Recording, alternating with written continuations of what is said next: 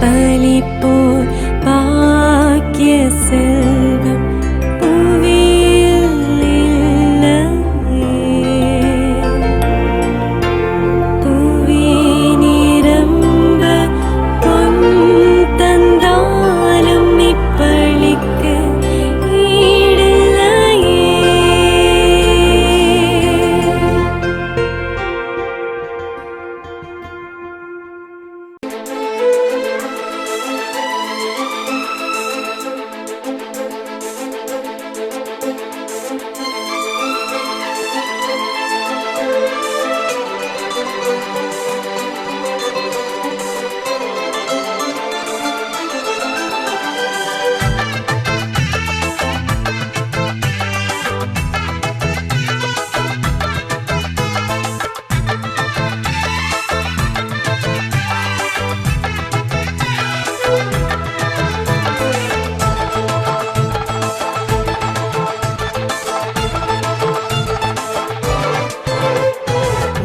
வாங்க வாங்க திருத்தலம் வாங்க, எங்கும் உங்க உள்ளத்தில அருள் பெறுவீங்க.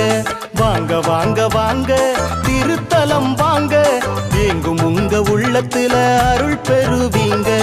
அன்பின் தலம், அருளின் தலம், பண்பின் தலம், இது இடைக்காட்டூர் திருத்தலம். அன்பின் தலம், அருளின் தலம், பண்பின் தலம், இது இடைக்காட்டூர் திருத்தலம்.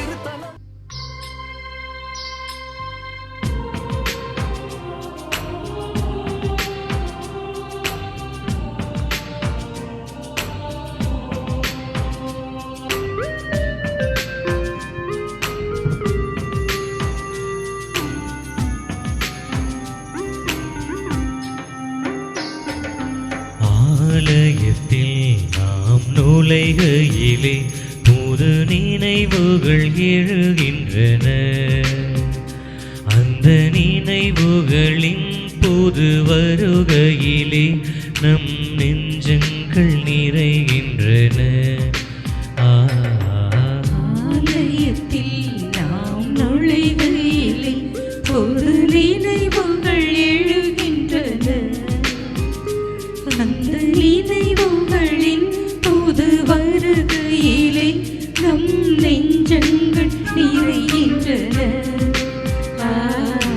ஆலயத்தில் நாம் நுழைகையிலே புது நினைவுகள் எழுகின்றன.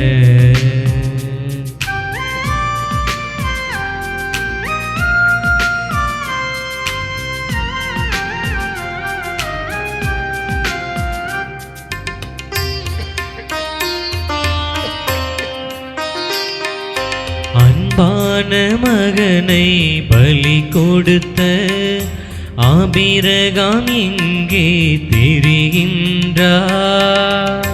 அன்பான மகனை பலி கொடுத்த ஆபிரகாம் இங்கே திரிகின்றார். பண்பான ஆட்டினை பலியிட்ட ஆபேலும் இங்கே திரிகின்றார். ஆலயத்தில் நாம் நுழைகையிலே புது நினைவுகள் எழுகின்றன. அந்த நினைவுகளின் புது வருகையிலே நம் நெஞ்சங்கள் நிறைகின்றன. ஆலயத்தில் நாம் நுழைகையிலே புது நினைவுகள் எழுகின்றன.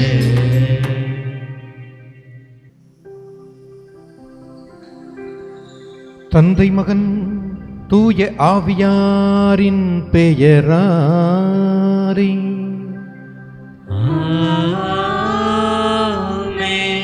நம் ஆண்டவராம் இயேசு கிறிஸ்துவின் அருளும் கடவுளின் அன்பும் தூய ஆவியாரின் நட்புறவும் உங்கள் அனைவரோடும் இருப்பதாக.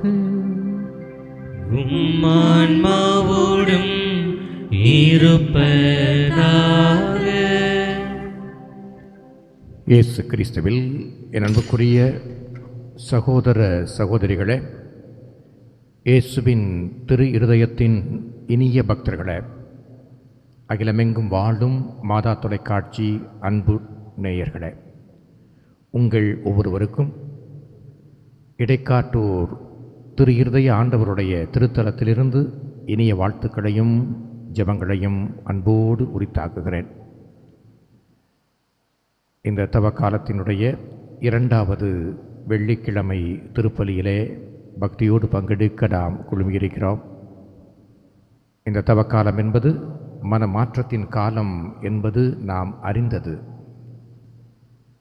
மனமாற்றம் என்பது நம்மை கடவுளோடு ஒப்புரவாக்கவும், நமக்கு அடுத்திருப்பவரோடு நம்மை நாம் ஒப்புரவாக்கி கொள்ளவும் அழைப்பு விடுக்கிறது.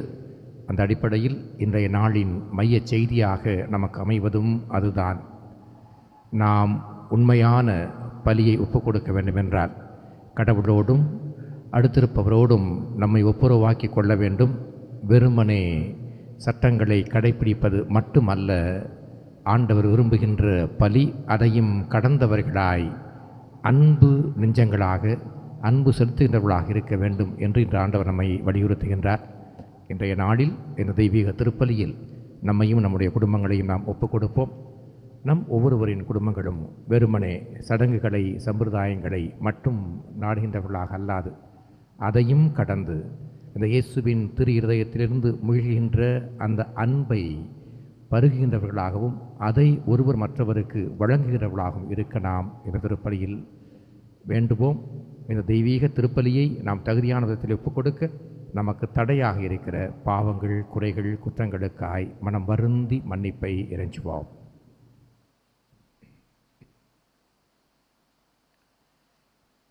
எல்லாம் வல்ல இறைவனிடமும் சகோதர சகோதரிகளே, உங்களிடமும் நான் பாவி என ஏற்றுக்கொள்கிறேன்.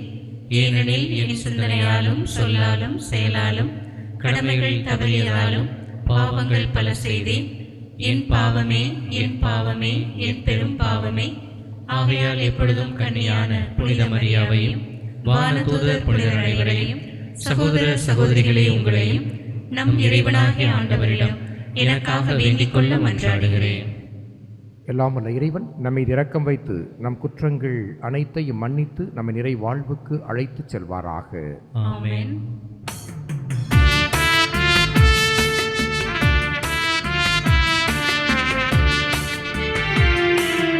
ஆண்டவரே இரக்கமாயிரும். ஆண்டவரே இரக்கமாயிரும். கிறிஸ்துவே இரக்கமாயிரும். கிறிஸ்துவே இரக்கமாயிரும். ஆண்டவரே இரக்கமாயிரும். ஆண்டவரே இரக்கமாயிரும். மன்றாடுவோமாக. ஆண்டவரை உம்மீது நம்பிக்கை கொண்டோ பாஸ்காவை தகுந்த முறையில் கொண்டாட உம்மை வேண்டுகிறோம். அதனால் அவர்கள் ஆர்வமுடன் ஏற்றுக்கொண்ட உடலின் தன்னடக்கம் அனைவரின் ஆன்மாக்களுக்கும் பயன் அளிப்பதாக. உம்மோடு தூயாவியாரின் ஒன்றிப்பில் இறைவனா என்றென்றும் வாழ்ந்து ஆட்சி செய்கின்ற எங்கள் ஆண்டவர் இயேசு கிறிஸ்து வழியாக உம்மை மன்றாடுகிறோம். ஆமென். இறைவாக்கினர் எசேக்கியேல் நூலிலிருந்து வாசகம். அதிகாரம் 18. இறை வார்த்தைகள் 21 முதல் 28 முடிய. ஆண்டவர் கூறுவது: தீயவரோ தாம் செய்த பாவங்கள் அனைத்தையும் விட்டு மனம் மாறி என் நியமங்கள் அனைத்தையும் கைக்கொண்டு நீதியையும் நேர்மையையும் கடைபிடித்தால் அவர்கள் வாழ்வது உறுதி. அவர்கள் சாகார். அவர்கள் இழைத்த தவறுகள் அனைத்தும் அவர்களுக்கு எதிராக நினைக்கப்பட மாட்டா. அவர்கள் கடைபிடித்த நேர்மையின் பொருட்டு அவர்கள் வாழ்வர். உண்மையில் பொல்லாரின் சாவையா நான் விரும்புகிறேன்? அவர்கள் தம் வழிகளினின்று திரும்பி வாழ வேண்டும் என்பதன்றோ என் விருப்பம் என்கிறார் தலைவராகிய ஆண்டவர். நேரியவர் தம் நேரிய நடத்தையினின்று விலகி தவறிழைத்து பொல்லாரைப் போல் வெறுக்கத்தக்கவற்றையெல்லாம் செய்தால் அவர்கள் வாழ்வரோ? அவர்கள் கடைபிடித்த நேர்மையானது எதுவும் நினைக்கப்பட மாட்டாது. அவர்கள் இழைத்த துரோகத்தின் பொருட்டும் செய்த பாவத்தின் பொருட்டும் அவர்கள் சாவர். ஆயினும் தலைவரின் வழி செம்மையானதாக இல்லை என்று நீங்கள் சொல்கிறீர்கள். இஸ்ரவேல் வீட்டாரே, கேளுங்கள். என் வழியா நேர்மையற்றது? உங்கள் வழிகளன்றோ நேர்மையற்றவை? நேரியவர் தம் நேரிய நடத்தையினின்று விலகி தவறிழைத்தால் அவர்கள் தாம் இழைத்த தவற்றின் பொருட்டு சாவர். பொல்லார் தாம் செய்த பொல்லாப்பினின்று விலகி நீதியையும் நேர்மையையும் கடைபிடித்தால் தம் உயிரை அவர்கள் காத்து கொள்வர். அவர்கள் உண்மையை கண்டுணர்ந்து தாம் செய்த குற்றங்கள் அனைத்தினின்றும் விலகிவிட்டால் அவர்கள் வாழ்வது உறுதி. அவர்கள் சாக மாட்டார். ஆண்டவரின் அருள்வாக்கு. இறைவனுக்கு நன்றி. பதிலுரை பாடல். நீங்கள் பாட வேண்டிய பல்லவி. நீரியம் குற்றங்களை மனதில் கொண்டிருந்தால் யார்தான் நிலைத்து நிற்க முடியும்? நீரியம் குற்றங்களை மனதில் கொண்டிருந்தால் யார்தான் நிலைத்து நிற்க முடியும்?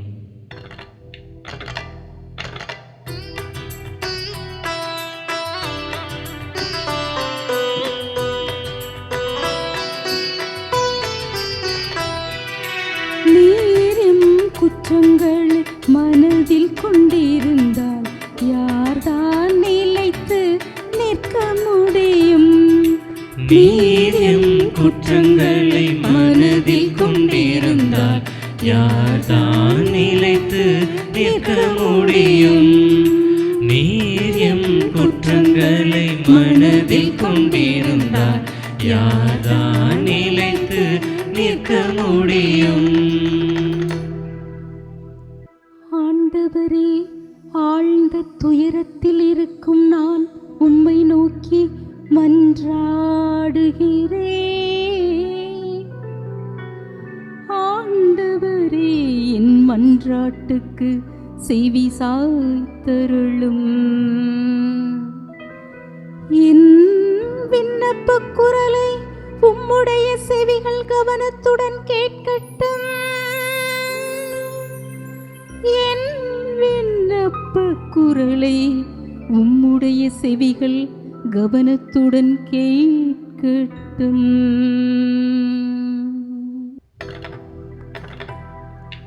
நீரியம் குற்றங்களை மனதில் கொண்டிருந்தால் யார்தான் நிலைத்து நிற்க முடியும்? ஆண்டவரே, நீரியம் குற்றங்களை மனதில் கொண்டிருந்தால் யார்தான் நிலைத்து நிற்க முடியும்? நீரோ மன்னிப்பளிப்பவர்,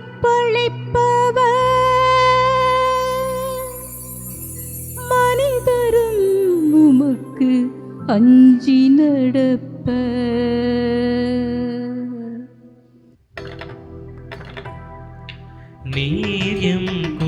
குற்றங்களை மனதில் கொண்டிருந்தால் யார்தான் நிலைத்து நிற்க முடியும்?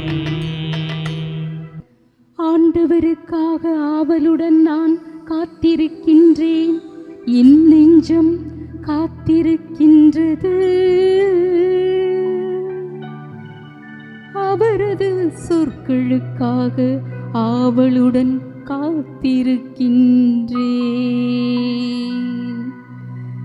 விடியலுக்காய் காத்திருக்கும் காவலரை விட என் நெஞ்சம் என் தலைவருக்காய் ஆவலுடன் காத்திருக்கின்றது.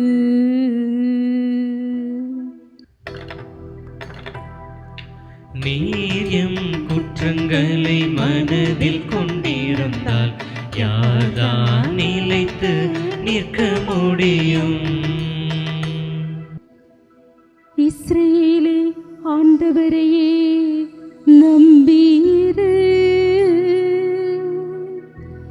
பேரன்பு ஆண்டவரிடமே உள்ளது, மிகுதியான மீட்பு ஆண்டவரிடமே உண்டு. எல்லா தீவினைகளின் நின்றும் இஸ்ரவேலரை மீட்பவர் அவரே.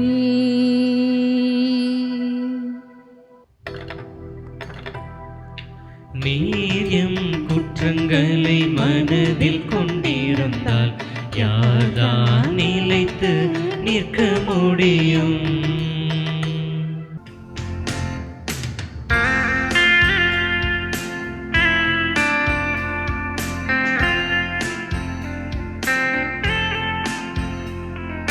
மனம் திரும்பி நற்செய்தியை நம்பிடுவோம், அதை வாழ்ந்திடுவோம்.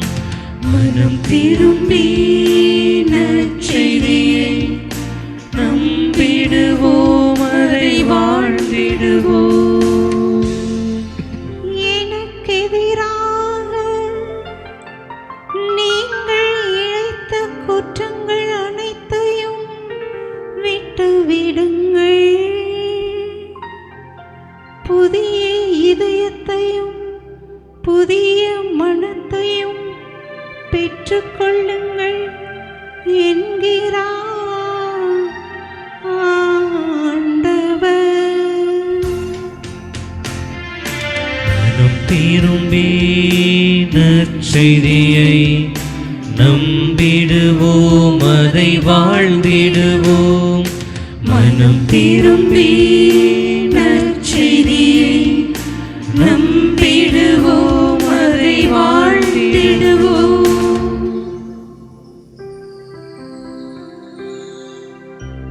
ஆண்டவர் உங்களோடு இருப்பாராக. ஆன்மாவோடும் இருப்பாராக. மத்தேயு எழுதிய தூய நற்செய்தியிலிருந்து வாசகம். ஆண்டவரே, மாற்றி உமக்கே. மத்தேயு நற்செய்தி 5வது அதிகாரம் 20 26 முடிய உள்ள இறை திரு வாக்கியங்கள். அக்காலத்தில் இயேசு தம் சீடரை நோக்கி கூறியது: மறைநூல் அறிஞர் பரிசேயர் ஆகியோரின் நெறியை விட உங்கள் நெறி சிறந்திருக்கட்டும். இல்லையெனில் நீங்கள் விண்ணரசுக்குள் புக முடியாது என உங்களுக்கு சொல்கிறேன். கொலை செய்யாதே, கொலை செய்கிறவர் எவரும் தண்டனை தீர்ப்புக்கு ஆளாவர் என்று முற்காலத்தவருக்கு கூறப்பட்டிருப்பதை கேள்விப்பட்டிருக்கிறீர்கள். ஆனால் நான் உங்களுக்கு சொல்கிறேன், தம் சகோதரர் சகோதரிகளிடம் சினம் கொள்கிறவர் தண்டனை தீர்ப்புக்கு ஆளாவார். தம் சகோதரரையோ சகோதரியையோ முட்டாளே என்பவர் தலைமைச் சங்க தீர்ப்புக்கு ஆளாவார். அறிவிலியே என்பவர் எரி நரகத்துக்கு ஆளாவார். ஆகையால் நீங்கள் உங்கள் காணிக்கையை பலிபீடத்தில் செலுத்த வரும்பொழுது உங்கள் சகோதரர் சகோதரிகள் எவருக்கும் உங்கள் மேல் ஏதோ மனத்தாங்கல் உண்டென அங்கே நினைவுற்றார். அங்கேயே பலிபீடத்தின் முன் உங்கள் காணிக்கையை வைத்துவிட்டு போய் முதலில் அவரிடம் நல்லுறவு ஏற்படுத்தி கொள்ளுங்கள். பின்பு வந்து உங்கள் காணிக்கையை செலுத்துங்கள். உங்கள் எதிரி உங்களை நீதிமன்றத்துக்கு கூட்டிச் செல்லும்போது வழியிலேயே அவருடன் விரைவாக உடன்பாடு செய்து கொள்ளுங்கள். இல்லையேல் உங்கள் எதிரி நடுவரிடம் உங்களை ஒப்படைப்பார். நடுவர் காவலரிடம் ஒப்படைக்க நீங்கள் சிறையில் அடைக்கப்படுவீர்கள். கடைசி காசு வரை திருப்பிச் செலுத்தாமல் அங்கிருந்து வெளியேற மாட்டீர்கள் என உறுதியாக உங்களுக்கு சொல்கிறேன்.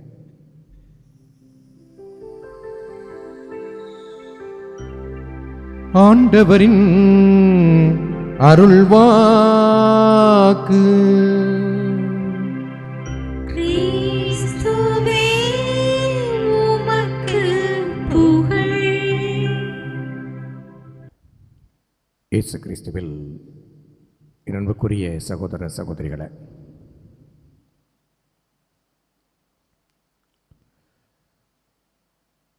ஒரு சில ஆண்டுகளுக்கு முன்பு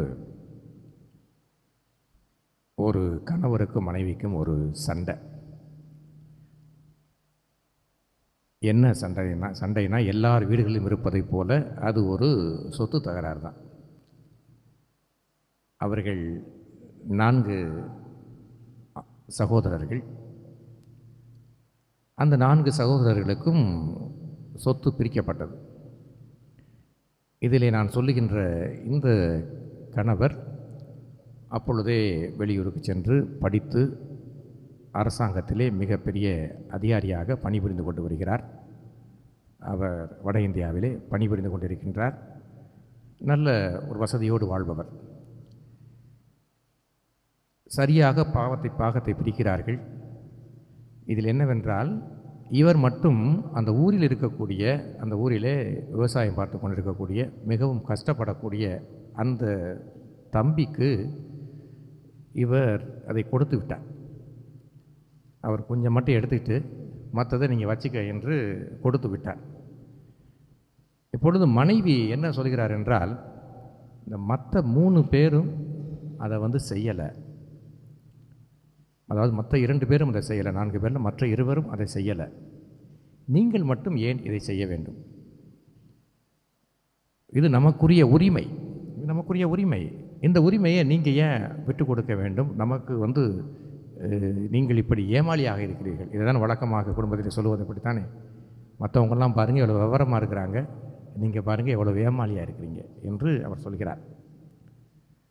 அன்புக்குரிய சகோதர சகோதரிகளே, இது ஒரு குடும்பத்திலே நடந்த சம்பவமாக இருந்தாலும் இது பல குடும்பங்களிலே இன்றும் நாம் அவ்வப்பொழுது பார்க்கின்ற ஒன்று, தருணங்களிலே நாமும் அனுபவிக்கின்ற ஒன்றாக இருக்கிறது நம்முடைய குடும்பங்களில். நீங்கள் சட்டத்தின்படி செல்ல வேண்டுமென்றால் அது ஒரு வழிமுறை, உண்மைதான். சட்டத்தின்படி இருப்பது என்பது ஒரு வழிமுறை. ஆனால் மனிதர்கள் தவறக்கூடியவர்கள். எனவே இந்த தவறுகின்ற மனிதர்களை நெறிப்படுத்த வேண்டுமென்றால் அவர்களுக்கென்று ஒரு சில ஒழுங்குகள் கொடுக்கப்பட வேண்டும் என்கின்ற அடிப்படையில் தான் சட்டங்கள் உலகிலே கொடுக்கப்பட்டிருக்கின்றன. அதனுடைய அடிப்படையில் தான் மோசே கூட பழைய ஏற்பாட்டிலே சட்டங்களை கொடுத்தார். நீங்கள் நன்றாக கவனித்தீர்கள் என்றால், பழைய ஏற்பாட்டிலே ஏறத்தாழ 613 சட்டங்கள் இருக்கின்றன. அந்த 613 சட்டங்களிலே 365 சட்டங்கள் நேர்மறையான சட்டங்கள். நீ எதையெல்லாம் செய்ய வேண்டும், எப்படி பலி செலுத்த வேண்டும், எப்படி நீ ஆண்டவருக்கு ஊழியம் செய்ய வேண்டும், எப்படி நீ ஓய்வு நாளை கடைப்பிடிக்க வேண்டும் என்றெல்லாம் நேர்மறையாக சொல்லப்பட்டிருக்கக்கூடிய விஷயங்கள். 248 சட்டங்கள் எதிர்மறையாக, நீ இதை செய்யக்கூடாது, களவு செய்யாதே, கொலை செய்யாதே என்று எதையெல்லாம் செய்யக்கூடாதோ இவற்றையெல்லாம் குறித்து சொல்லப்பட்டிருப்பவை. இவைதான் இந்த பழைய ஏற்பாட்டினுடைய ஒழுங்குமுறைகள். இயேசு வந்த காலத்தில் அவரிடம் பலர் நினைத்தார்கள், இவர் சட்டங்களை புறக்கணிப்பவராக இருக்கின்றார். ஆனால் இயேசுவே சொல்லுகின்றார், நான் சட்டங்களை புறக்கணிப்பவன் அல்ல, சட்டங்களை அழிப்பவன் அல்ல, மாறாக திருச்சட்டத்தை நிறைவேற்ற வந்தேன் என்று சொல்கின்றார். காரணம், சட்டம் என்பது ஒரு குறைந்தபட்சம். மனிதர்கள் பண்பட்டவர்களாக இல்லாத பொழுது சட்டம் தேவைப்படுகிறது. ஆனால் அன்பு என்பது ஒரு அதிகபட்சம். சட்டத்தினுடைய நுணுக்கங்களை பற்றி பழைய ஏற்பாட்டிலே யூதர்கள் கவலைப்பட்டார்கள். இயேசு சட்டத்தினுடைய நோக்கத்தை பற்றி கவலைப்பட்டார். அந்த சட்டத்தினுடைய சாராம்சம் என்பதை பற்றி கவலைப்பட்டார். 613 சட்டங்கள் கொடுக்கப்பட்டிருந்த அந்த காலகட்டத்திலே இயேசு 2 சட்டங்களைத்தான் கொடுத்தார். உன்னை நீ அன்பு செய், உன்னை நீ அன்பு செய்வது போல உன் அயலானை அன்பு செய், எல்லாவற்றிற்கும் மேலாக கடவுளை அன்பு செய். அது முதலாவது. எல்லாவற்றிற்கு மேலாக நீ கடவுளை அன்பு செய், பிறகு நீ உன்னை அன்பு செய்வது போல உன் அயலானை அன்பு செய். ஆனால் இந்த யூதர்கள் இந்த கடவுளுடைய அன்பையும் அடுத்தவன் மீது கொண்டிருக்கக்கூடிய அன்பையும் பிரித்து பார்த்தார்கள். அயலார் அன்பையும் கடவுள் மீது கொண்டிருக்கக்கூடிய அன்பையும் அவர்கள் பிரித்து பார்த்தார்கள். இந்த ஒரு தருணத்தில் தான் ஆண்டவர் இயேசு அவர்களை பார்த்து சொல்கிறார், பரிசேயர் மற்றவர்களுடைய ஒழுக்கத்தை விட உங்களுடைய ஒழுக்கம் சிறந்திராவிடால் அதில் பயனில்லை என்று இன்றைய நற்செய்தி நமக்கு தொடங்குகிறது. அன்புக்குரியவர்களே, நீங்கள் பழைய ஏற்பாட்டு முழுவதும் பார்த்தீர்கள் என்றால் வெறுமனே சட்டங்களை அவர்கள் பிடித்து கொண்டிருந்தார்கள். சட்டங்கள் நிச்சயமாக தேவை. ஆனால் சட்டத்தினுடைய நோக்கம் என்பது அடிப்படையில் அன்பு. அடுத்தவர் மீது அன்புள்ளவராக இருக்க வேண்டும், அடுத்தவர் மீது நீங்கள் காருண்யம் உள்ளவர்களாக இருக்க வேண்டும் என்பதுதான். இந்த நாளிலே நம் ஆண்டவர் இன்று நம்மை பார்த்து இதைத்தான் செய்தியாக விடுக்கிறார். இந்த தவக்காலத்தில் நீங்கள் எல்லோரும் இங்கே வந்திருக்கிறீர்கள். இந்த தவக்காலத்திலே பல்வேறு தவ முயற்சிகளை செய்கிறீர்கள். இந்த தவ முயற்சிகள் எல்லாம் உங்களை அடிப்படையிலே எதற்கு இட்டு செல்ல வேண்டும்? ஆண்டவர் மீது நீங்கள் கொண்டிருக்கின்ற அன்பை அதிகப்படுத்துவதாக இருக்க வேண்டும். உங்களுக்கு அடுத்திருப்பவர் மீது நீங்கள் கொண்டிருக்கக்கூடிய அன்பை பலப்படுத்துவதாக இருக்க வேண்டும். கடவுளிடமும் மற்றவரிடமும் நீங்கள் ஒப்புரவாகின்றவர்களாக இருக்க வேண்டும். இவைதான் இந்த தவக்காலத்தினுடைய நோக்கமாக இருக்கிறது.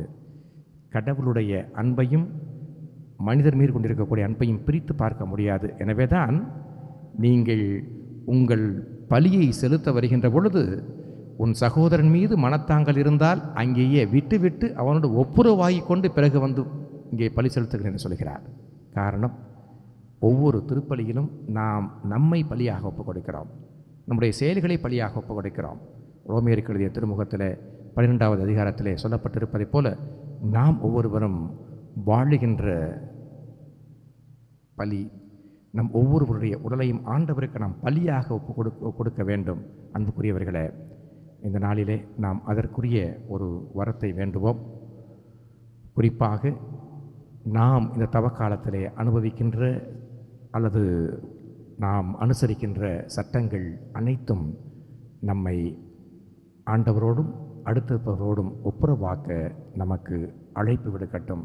காரணம், இந்த இயேசுவினுடைய திரு இருதயம், இந்த இயேசுவின் திரு இருதயம் வெறுமனே நம்முடைய காரியங்களை மட்டும், நம்முடைய புண்ணியங்களை மட்டும் வெறுமனே கணக்கு பார்த்தால், கடவுள் நாம் செய்யக்கூடிய நன்மைத்தனங்களை மட்டும் வெறுமனே கணக்கு பார்த்து நமக்கு அருளை வழங்கினால் நாம் ஒன்றுமில்லாதவர்களாக ஆகிவிடுவோம்.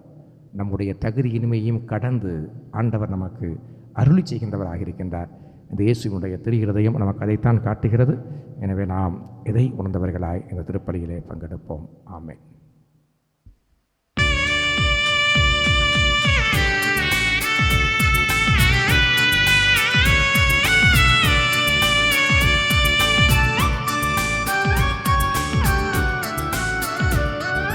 கோதுமை மணியாய் மடிந்து என்னை வெண்ணிற அப்பமாய் தந்தே. கோதுமை மணியாய் மடிந்து என்னை வெண்ணிற அப்பமாய் தந்தே.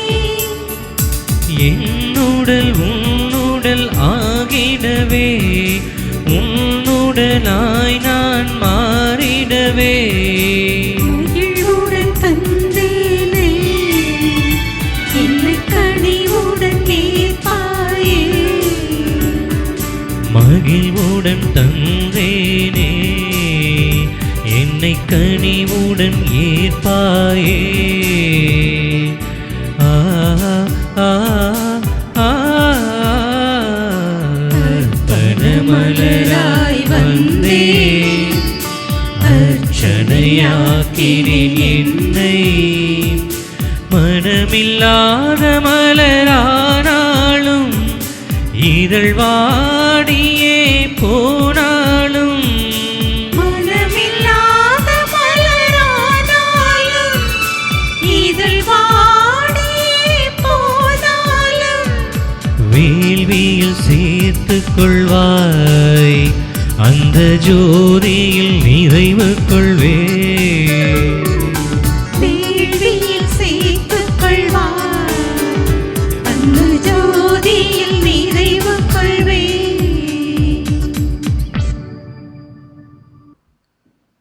அன்புமிக்க சகோதர சகோதரிகளே, என்னுடையதும் உங்களுடையதுமான இப்பலி எல்லாம் வல்ல தந்தையாகிய இறைவனுக்கு ஏற்றதாகும்படி மன்றாடுங்கள்.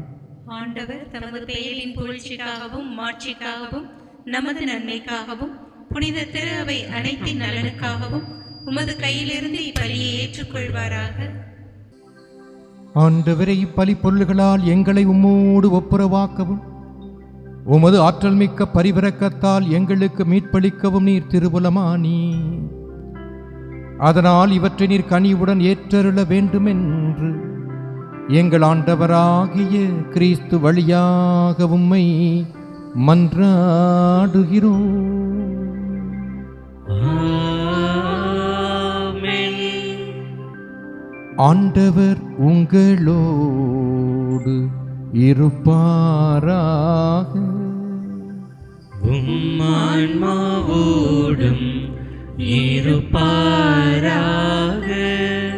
இதயங்களை மேலே எழுப்புங்கள். ஆண்டவரிடம் எழுப்பியுள்ளோ. நம் இறைவனாகிய ஆண்டவருக்கு நன்றி கூறுவோம். அது தகுதியும் நீதியும் மானதே. ஆண்டவரே தூயவரான தந்தையே, என்றும் வாழும் எல்லாம் வல்ல இறைவா, எங்கள் ஆண்டவராகிய கிறிஸ்து வழியாக என்னாலும் நாங்கள் உமக்கு நன்றி செலுத்துவது மெய்யாகவே தகுதியும் நீதியும் ஆகும். எங்கள் கடமையும் மீட்புக்குரிய செயலுமாகும். சிலுவையில் உயர்த்தப்பட்ட கிறிஸ்து வியப்புக்குரிய அன்பினால் தம்மையே எமக்காக கையளித்தார். குத்தி திறக்கப்பட்ட விழாவிலிருந்து இரத்தமும் தண்ணீரும் வழிந்தோடு செய்தார். இதிலிருந்து திரு அவையின் அருள் அடையாளங்கள் வெளிப்பட்டன. இவ்வாறு மீட்பரின் திறந்த இதயத்திடம் அனைவரும் ஈர்க்கப் பெறவும் மீட்பளிக்கும் ஊற்றுக்களிலிருந்து மகிழ்ச்சியுடன் முகந்து கொள்ளவும் செய்தருளினார். ஆகவே புனிதர் வானதூதர் அனைவரோடும் சேர்ந்து நாங்களும் உம்மை புகழ்ந்தேற்றி முடிவின்றி ஒரே குரலாய் பாடுவதாவது: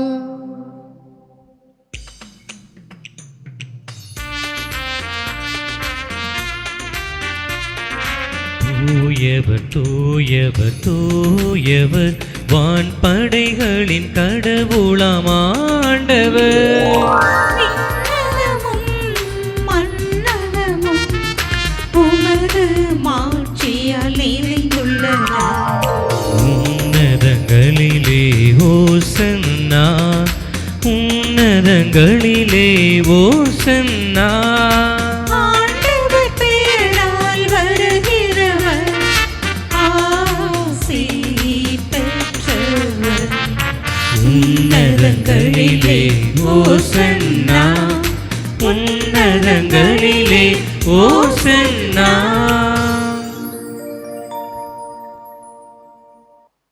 ஆண்டவரே, நீர் மெய்யாகவே தூயவர், தூய்மை அனைத்துக்கும் ஊற்று. ஆகவே உம்முடைய ஆவியை பொழிந்து இக்காணிக்கைகளை தூய்மைப்படுத்த உம்மை வேண்டுகின்றோம். இவ்வாறு எங்கள் ஆண்டவர் இயேசு கிறிஸ்துவின் உடலும் இரத்தமுமாக எங்களுக்கு இவை மாறுவனவாக. அவர் பாடுபட உளம் கனிந்து தம்மை கையளித்த போது அப்பத்தை எடுத்து நன்றி செலுத்தி அதை பிட்டு தம் சீடர்களுக்கு அளித்து கூறியதாவது: அனைவரும் இதிலிருந்து பெற்று உண்ணுங்கள், ஏனெனில் இது உங்களுக்காக கையளிக்கப்படும் என் உடல்.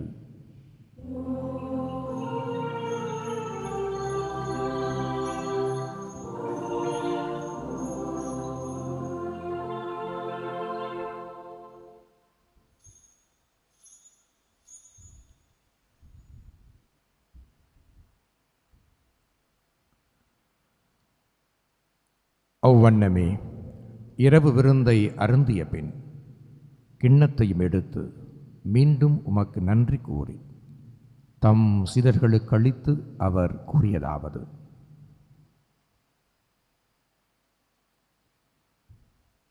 அனைவரும் இதிலிருந்து பெற்று பருகுங்கள், ஏனெனில் இது புதிய நிலையான உடன்படிக்கைக்கு உரிய என் இரத்தத்தின் கிண்ணம்.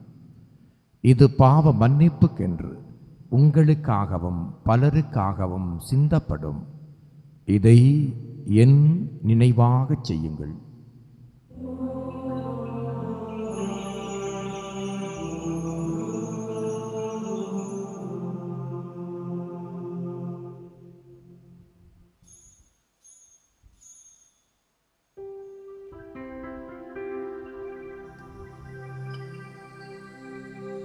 நம்பிக்கையின் மறைபொருள். ஆண்டவரே, நீர் வருமளவும் உமது இறப்பினை அறிக்கையிடுகின்றோ,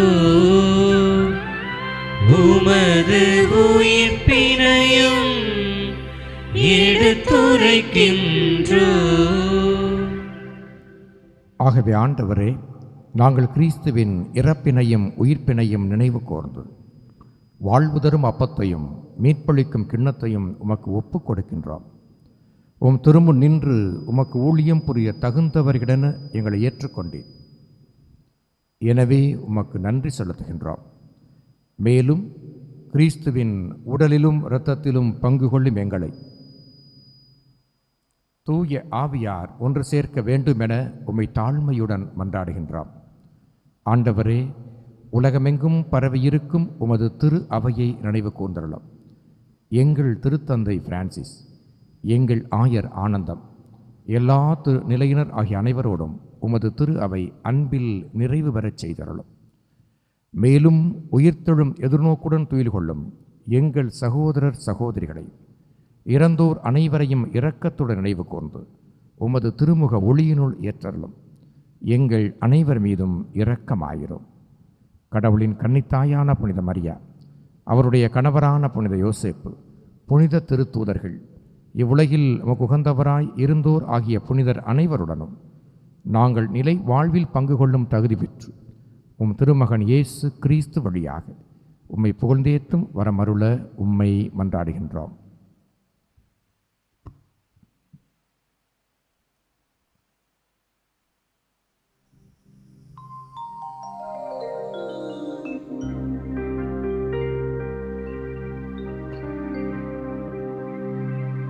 இவர் வழியாக இவரோடிவரில்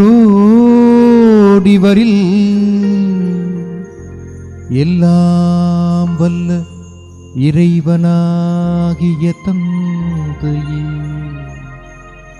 தூயாவியாரின் ஒன்றிப்பில் எல்லா புகழும் ஆட்சியும் என்றென்றும் உமக்கு உரியதே. என்றென்றும் உமக்கே உரியதே.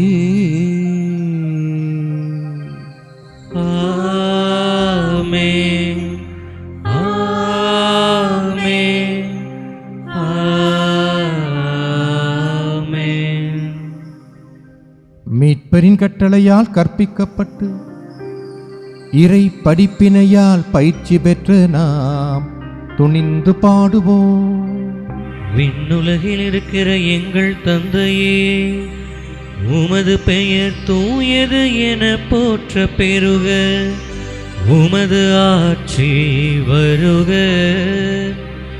உமது திருவுளம் விண்ணுலகில் நிறைவேறுவது போல மண்ணுலகிலும் நிறைவேறுக. எங்கள் அன்றாட உணவை இன்று எங்களுக்கு தாரும். எங்களுக்கு எதிராக குற்றம் செய்வோரை நாங்கள் மன்னிப்பது போல எங்கள் குற்றங்களை மன்னியும்.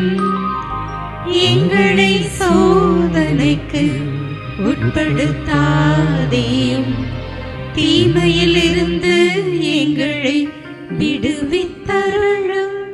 ஆண்டவரே, தீமை அனைத்திலுமிருந்து எங்களை விடுவித்து எங்களது வாழ்நாளில் அமைதியை கனிவுடன் அருள உம்மை மன்றாடுகிறோம். உமது இரக்கத்தின் உதவியால் நாங்கள் பாவத்திலிருந்து எப்போதும் விடுதலை பெற்று யாதொரு கலக்கமும் இன்றி நலமாய் இருப்போமாக. நாங்கள் எதிர்நோக்கி இருக்கும் பேரின்பத்துக்காகவும் எம் மீட்பராகிய இயேசு கிறிஸ்துவின் வருகைக்காகவும் காத்திருக்கின்றோம். ஏனெனில் ஆட்சியும் வல்லமையும் மாட்சியும் என்றென்றும் உமதே. ஆண்டவரே இயேசு கிறிஸ்துவே, அமைதியை உங்களுக்கு விட்டுச் செல்கிறேன், என் அமைதியையே உங்களுக்கு அளிக்கின்றேன் என்று உம் திருத்தூதர்களுக்கு மொழிந்தீரே. எங்கள் பாவங்களை பாராமல் உமது திரு அவையின் நம்பிக்கையை கண்ணோக்கி உமது திருவுளத்திற்கேற்ப அதற்கு அமைதியையும் ஒற்றுமையையும் அளிக்க திருவுளம் கொள்வீராக. என்றென்றும் வாழ்ந்து ஆட்சி செய்கின்றவர் நீரே. ஆமென். ஆண்டவரின் அமைதி நம் அனைவரோடும் இருப்பதாக. உம் ஆன்மாவோடும் இருப்பதாக. ஒருவருக்கொருவர் கிறிஸ்து வழங்கும் அமைதியை பகிர்ந்து கொள்வோம்.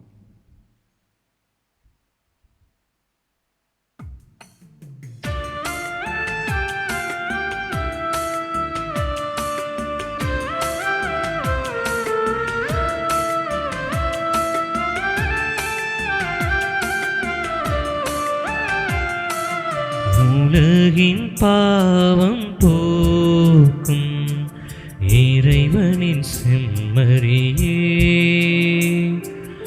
எம்மேல் இரக்கம் வையும்.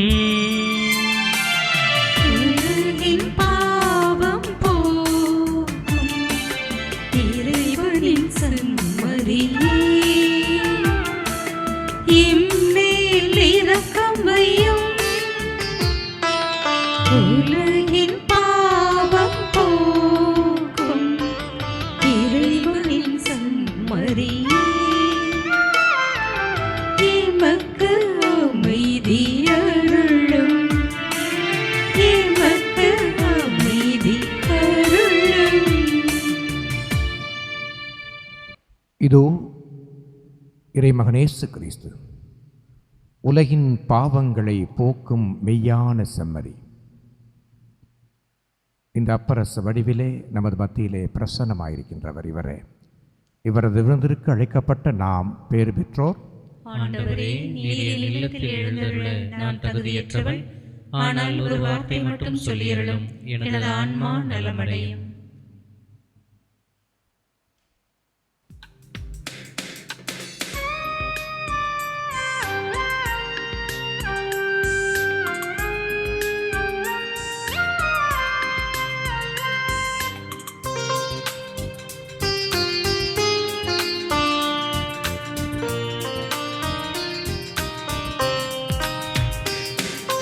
இயேசுவே, உமது பெயரைச் சொன்னாலே இதயத்தின் கவலைகள் மறையுதையா. நெஞ்சினில் உம்மையே நினைக்கின்ற போது உள்ளத்தில் அமைதி பிறக்கின்றது. இயேசுவே உமது பெயரைச் சொன்னாலே இதயத்தின் கவலைகள் மறையுதையா. நெஞ்சினில் உமையை நினைக்கின்ற போது உள்ளத்தில் அமைதி பிறக்கின்றது. நலம் தரும் நல்லவரே, எழுந்திங்கு வாருமையா. குறைவில்லா புது வாழ்வு தருபவர் நீரல்லவா. ஆயிரம் ஆயிரம் பாடல்கள் பாடி ஆண்டவா உம்மை துதிக்க வந்தே. இமை பொழுதேனும் என்னை பிரியாமல் காக்கும் நல் தேவனாக. எல்லாமும் தந்து என்னோடு இருக்கும் இயேசுவே வாழ்க வாழ்க. இயேசுவே வாழ்க வாழ்க. இயேசுவே வாழ்க வாழ்க.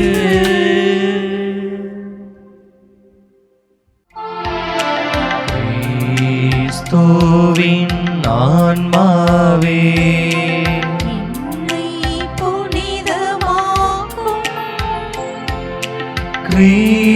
கிறிஸ்துவின் திருவுடலே, என்னை மீட்டருளும்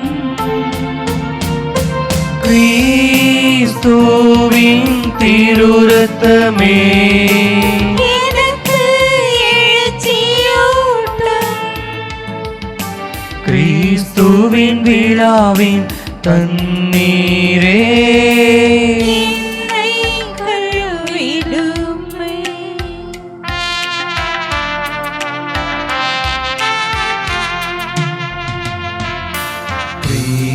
கிறிஸ்துவின் பாடுகளே, என்னை தேற்றிடுமே. ஓ நல்ல இயேசுவே, எனக்கு செவி சாயும் உம் தீரு காயங்களுள் என்னை மறைந்தருளும். உம்மிடமிருந்து எம்மை பிரிய விடாதேயும்.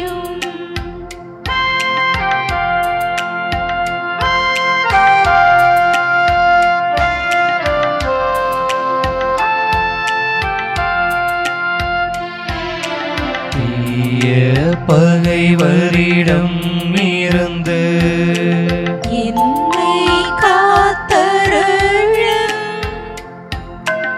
எனது இறப்பின் வேளையில் என்னை அழைத்தருளும்.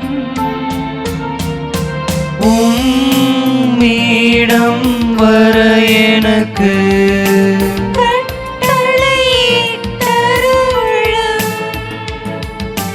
புனிதர்களோடு எக்காலமும் உம்மை புகழச் செய்யும்.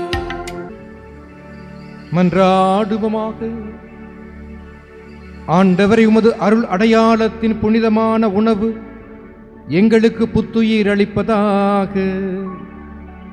பழைய பாவ நிலையிலிருந்து தூய்மை பெற்று மீட்பளிக்கும் மறை நிகழ்வின் பங்கேற்பாளர்களாக அது எங்களை மாற்ற வேண்டுமென்று எங்கள் ஆண்டவராகிய கிறிஸ்து வழியாக உம்மை மன்றாடுகிறோம். ஆமென். ஆண்டவர் உங்களோடு இருப்பாராக. உம்மான்மாவோடும் இருப்பாராக. எல்லாம் வல்ல இறைவன் தந்தை, மகன், தூய ஆவியார் நம்மை ஆசீர்வதிப்பாராக. ஆமென். சென்று வாழுங்கள், திருப்பலி நிறைவேறுகிறது. இறைவனுக்கு நன்றி.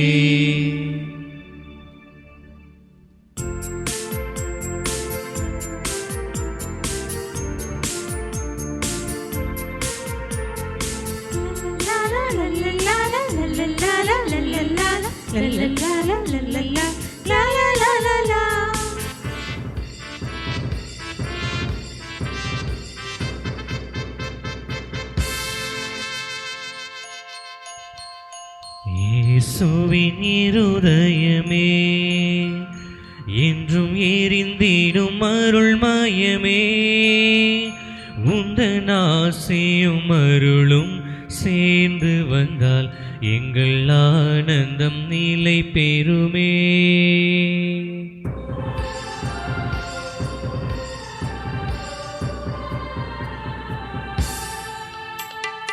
இயேசுவின் இருதயமே, என்றும் எரிந்திடும் அருள்மயமே, உந்தன் ஆசியும் அருளும் சேர்ந்து வந்தால் எங்கள் ஆனந்தம் நிலை பெறுமே.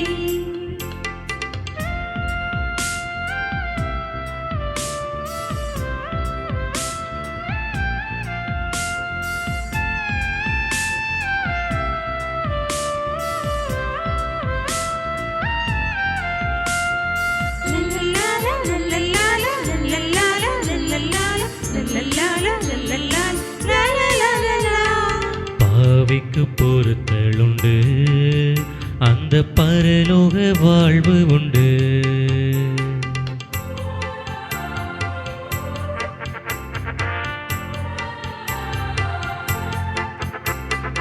பாவிக்கு பொறுத்தலுண்டு, அந்த பரலோக வாழ்வு உண்டு. நாங்கள் கூவிடும் குரலை கேட்பதற்கு இந்த கோவிலில் தெய்வம் உண்டு.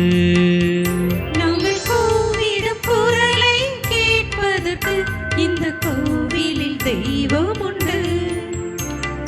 இயேசுவின் இருதயமே, இன்னும் எரிந்திடும் அருள்மயமே, உந்தன் ஆசியும் அருளும் சேர்ந்து வந்தால் எங்கள் ஆனந்தம் நிலை பெறுமே. எங்கள் ஆனந்தம் நிலை பெறுமே.